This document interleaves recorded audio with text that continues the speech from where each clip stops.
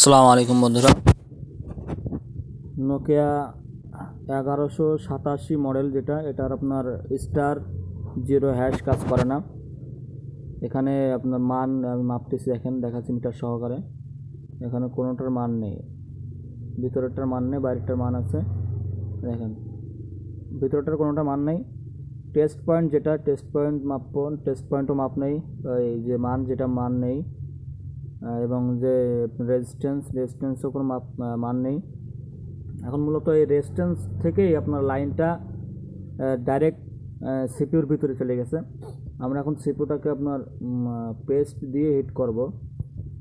মূলত হিট করলেই যদি না হয়, হিট করার পরে যদি না হয়, তাহলে সেক্ষেত্রে আমরা রিভলিং সিপিউটা উঠে রিভলিং করব। রিভলিং করার পরে তারপরে ইনশাল্লাহ আশা করি যে ঠিক হয়ে যাবে। সিপিউটা সুন্দর করে হিট করে দিতে হবে। বন্ধুরা আপনারা দেখেন, হিটটা করে সিপিউটা কিন্তু নাড়িয়ে দিচ্ছি, হালকা কোনোভাবে নাড়িয়ে দিতে, যাতে বলগুলো একসাথে না হয়ে যায়। নাড়িয়ে দিয়ে আপনার দেখব যে ঠান্ডা হওয়ার পরে দেখব মান আসছে কিনা। এবার আমরা বন্ধুরা আপনার টেস্ট পয়েন্টটা মাপবো। প্রথমে টেস্ট পয়েন্ট মাপবো।